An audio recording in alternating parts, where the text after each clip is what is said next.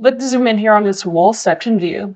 And what I'd like to do is begin by adding a piece of text over here that's going to indicate that this room is part of the garage area. Come underneath the Annotate tab and then select on the big A, which is going to be A text. It's the text command. On the ribbon, you're going to see 4 different A's. This one will not have a leader associated with it. So that's going to be the type that we're going to pick in this instance. I will point out that this is text 1/4 of an inch Arial. So this is going to be a fairly big note when we click in here and type it in. Somewhere in this general area where you can see my cursor moving around, click once, and we can start typing inside of the text box. Type in garage, and then click somewhere out in space when you're done typing. When you do that, you can now see that the word garage is there, and it's defining the fact that this area is our garage area. If we need to move this around, you'd select back on a piece of text, and there's these little arrows here that stand for drag. And if you click and hold your mouse button down on those arrows, you can then move that title around any place you feel like on the screen. We're not going to do this in this particular case, but I'll also point out it looks like sort of a circular arrow. By clicking on that and holding the mouse button down, we'd be able to rotate this text around whatever angle we needed it to be at. Now, perhaps the way that this is written isn't quite the way that we'd want it. Maybe instead we need to modify this text after the fact. Select back on that piece of text and then click on it really quick twice. If you do that, you'll then be able to modify it right from this screen. Perhaps I want this to read 2-car garage instead. I just use my arrow keys to come back to the front, though I could have clicked right in front of the G. I'm going to type 2-car. And one thing that you'll notice is that this starts to go down 1 row at a time when you do this. Go ahead and click out here in space. The reason why I did that is that it did create a text box when we first clicked and started typing in the word garage. Well, the box grew to whatever the length of the word garage was, and then it stopped. When we clicked back inside of the text box again, the text box knew how big it should be at that point, so it kept itself at that size, and it just started doing these words one after another down like this because they can no longer fit into the box. If we want to make this box be a little bit bigger, we can. Just click on the text, move your mouse over here to this individual dot, which is technically called a grip. Hold your mouse button down on the dot, and you can pull it out as far as you want, or pull it in as far as you want in order to create the kind of text condition that you want to achieve. In this case, I'm going to leave it right about there and I'll just have it say 2-car garage, and then click out here in the space. If we wanted to predefine the size of that text box, we could have done that as well. Now, I'm not going to actually type anything here. I just want to show you the process of predefining the text box. And that would have been by coming underneath the text command, clicking and holding your mouse button down, and then dragging the size you'd like the text box to be, and letting go. And you can see how long this would be automatically. And if I'd start to type, once I got to the end, it'd wrap the next word down to the next line, come to the end, wrap the next word down to the following line. Now, since I don't want to type anything in this box, I'm just going to click out here in the space. Now, the next thing I'd like to do is start to label what some of these inner materials are on our wall section. I'm going to pick this next one, which is called 2 segments. This one, which is curved, and this one, which is 1 segment, all do basically the exact same thing. The only difference is how the arrow looks. This one is going to have an arrow that looks just like this arrow looks on the preview that's going to pop out here in just a second. It's going to go up, and then it's going to curve over. It's going to be a nice hard angle. The curved, very similar, except it has a curved arrow at the end. And then the top one, which is 1 segment, doesn't have that extra extension at the end. It's just a straight line and then stops right there at the end. Let's start by doing the 2 segment. Click here in this general area, move up, click right about here, come over, and you'll notice that when you come over to where the text is at down below, you'll get a blue dashed line that shows up. This blue dashed line will show up anytime that you move your text over to an area that's lined up with another piece of text. This allows you to quickly be able to line your text up without needing to draw an extra line to know that these are in fact in a nice clean line. Once you get to this dashed line, just click and you can start to type in. In this case, it's going to be 2x6 studs at 16 inches on center. The at symbol, 16 inches OC for on center. If at this point you click enter, it'll take you down to the next line, and if there was more you needed to add, you could continue to type. In this case though, I don't need to, so just click somewhere out here in the space to finish off the command. We're going to hit escape a couple times on the keyboard. Once again, we're going to come back up to the text command, and in this case I'm going to show you the curved arrow. So pick on curved, click in roughly the same kind of area. You'll see that blue dashed line that tells you that yes, indeed, your text is lined up. You can click there. Once you get to this spot, the next thing that you should type in is going to be R-19 bat insulation, and then click in order to end the command. And you can see that all this text is lined up. Now, the next thing I'd like to show is the fact that even after the text has been placed, we've already proven that the text can be changed by clicking on it and then clicking in the box again and then typing in something new. But in this case, these are both 1/4 inch tall, which is really too big. So underneath properties, under the type selector list, we're going to change these to be 3/30 seconds Arial.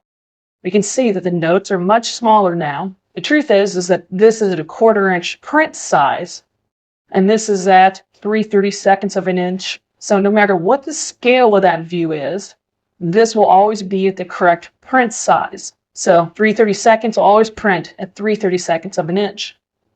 If we select back up here where the text is at again, I'll point out that there is the one segment option. I'm going to move back down here again, click in this area right here.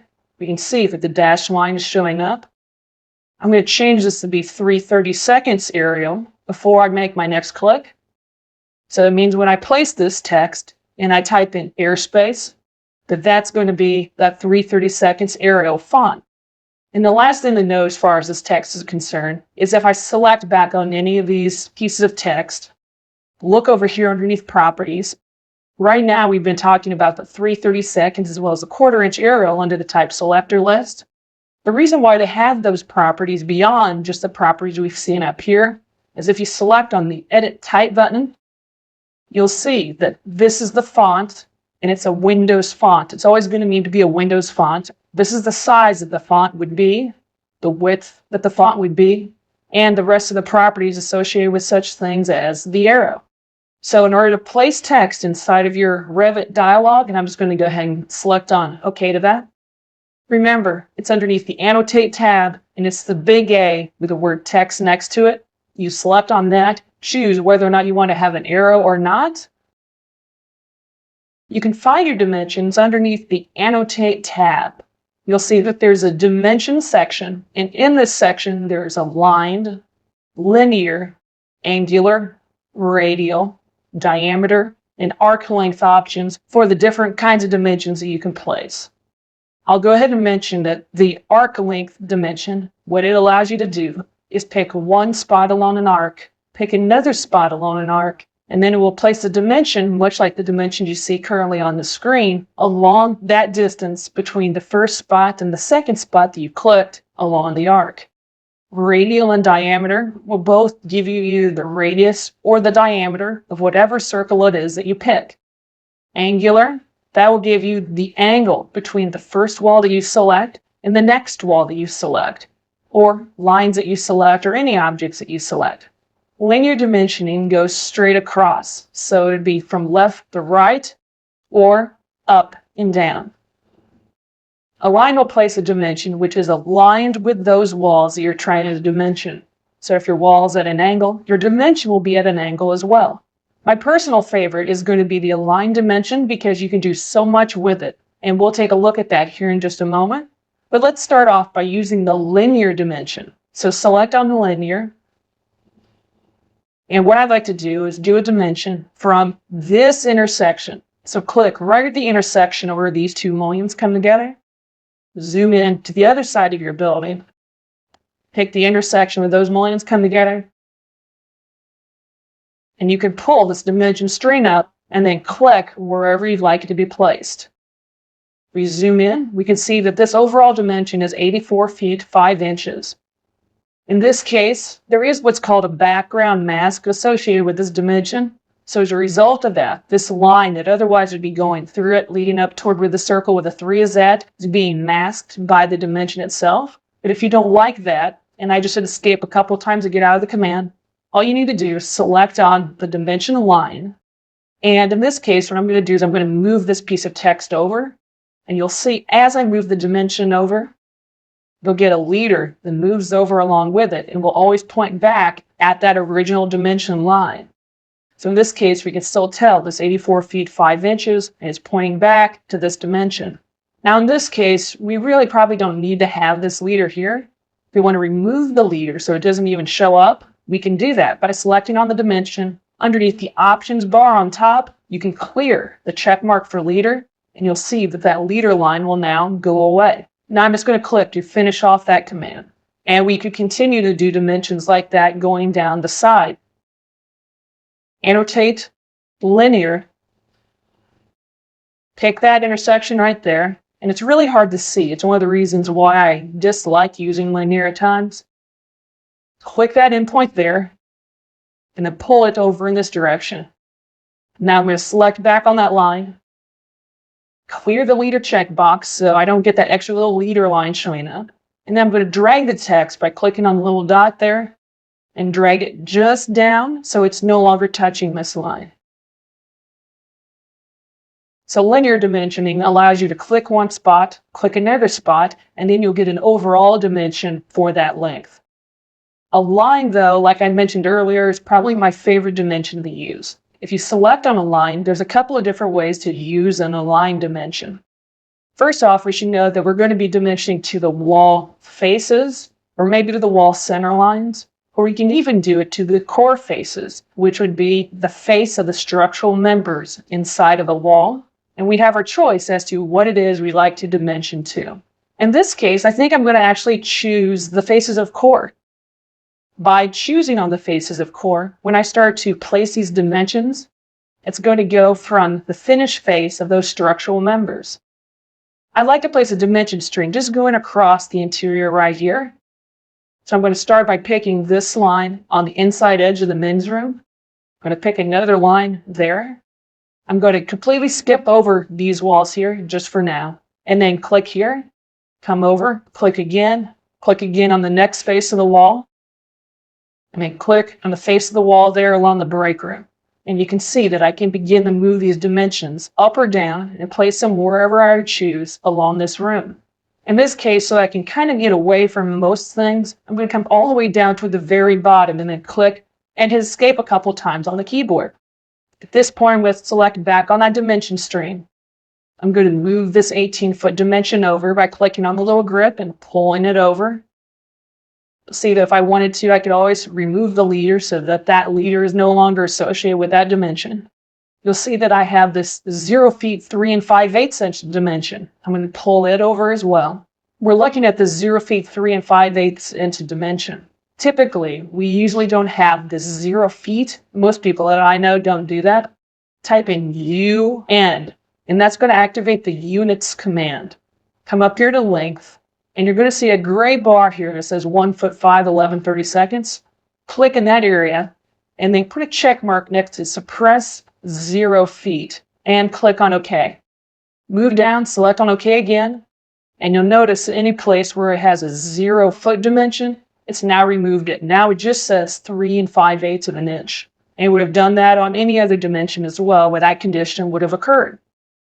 I'm going to select back on this dimension now, and I'm going to put leader. And you can see how this leader is now coming in, and it's pointing down in this general area. Something else that I want to show. Right now, all these lines are looking pretty thin. For you, you might have some thickness associated with these lines.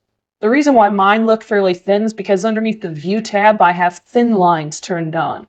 If I turn my thin lines off, we'll then see the thickness associated with both the dimensions as well as the lines that they're associated with. Over here, I have this 18-foot 6 7/16 dimension. I'm going to click this and just start to drag this back over again, and you can see what it tries to do. The only drawback to doing this the way that I did it by going click, click, click, click, is that this is still going to be assumed to be all part of the same dimension string. So this particular dimension either is going to have the leader or else it won't have the leader at all. So it's one of the things you have to think about when you're placing your dimensions by clicking all the way on across is, am I going to run into a condition where I don't want one of these to have a leader? If that's the case, you might want to do that as a separate dimension apart from clicking all the way on over. So you click, click, click, click, click, stop the command, do another dimension, in this case, the 18-foot 6 and 7/16, so that this one specifically would not have a leader associated with it. And we could continue to separate these out if we wanted to by just clicking on the dots, pulling them down, pulling them over, and placing them wherever it made sense for our dimension strings. What we've done there, and I'm just going to come back up to the Annotate tab, was one way that you can use the Align dimension.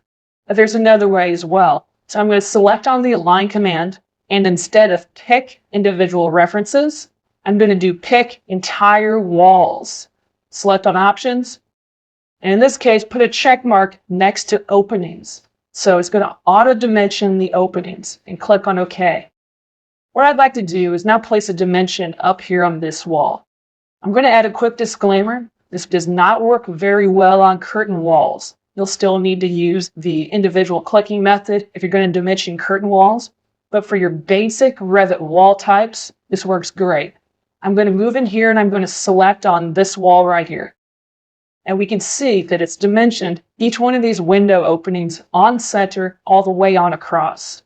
Now maybe we didn't want this to be dimensioned on center. Maybe we wanted it to be dimensioned to the edge of the openings themselves. We could have done that too. Once again, underneath Options here, and instead of having openings being to the centers, we could have chosen openings being to the widths. Instead, click on OK. Now I'm going to dimension this wall right here, and we can see that it's done it to the widths now. The way that we originally told this to dimension is to the faces of core. That's the reason why this dimension string is going to the location that it's at, but we can adjust this after the fact as well. I'm going to click right here where this dot is at, and I'm going to hold my mouse button down and drag this to the outside edge and let go. And you can now see it's dimensioning to the outside edge of the wall. You could do the same thing up here. Click, hold your mouse button down, and drag it to the outside edge. When it highlights, you can let go, and it'll adjust those dimensions accordingly. I'm going to hit Escape a couple times on my keyboard just to get out of the command. I'm going to select on this dimension string going across the top. And I also want to mention there's one other thing that you can do. Instead of clicking and holding your mouse button down, you can just click once, and it'll start to cycle through all the different things that it can dimension to. In this case, it's continuing to try to dimension to the faces of the core. On the other hand, if we change this to be wall faces instead, and now try to click on this dot to see if it makes any difference in this case. Okay, it's not making a difference, so just click on the dot and drag it out to the end, let go, and you can see it's now going to go out to the end. If this had been set at wall faces by default, that's where the dimension would have went to by default. Instead of just to the inside edge, it would have went to the outside edge, the wall face instead. So it just would have dimensioned it correctly. Now we're going to zoom back out again. We can see that this placed those dimensions in each of those locations. This also works pretty well if you're going to be dimensioning such things as some of your interior walls. If we take a look at the Align dimension one more time, entire walls, wall face is going to work just fine for me. As far as this, I can do intersecting walls as well. Click on OK. I'm going to pick this wall, and now any wall that intersects this wall, this wall, this wall, this wall, this wall, will now get a dimension. Click, and you can see that dimension string is going to get created for each one of these individual walls. Now, I don't really want to place this one because I've done most of this already down here, so I'm just going to hit the Escape key on my keyboard to get out of the dimensioning command. I don't really have a good radius to dimension to, so I'm not going to show the radial or diameter, but basically it's just a matter of selecting the command, selecting the circle, and it'll automatically place it in there. With arc length, it's basically the same way. You click arc length, click the arc you want to dimension, click the two spots on the arc that you want the dimension to dimension to, and it'll automatically give you the dimension.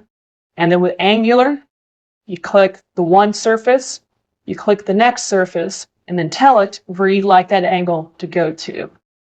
So being able to place those dimensions, always remember that's underneath the Annotate tab. You'll have your dimension tools here. And the ones you're most likely to use are probably going to be linear and aligned. And my guess is when it's all said and done, you'll probably use aligned the most often. Because if you choose the entire walls option, you can then choose the options button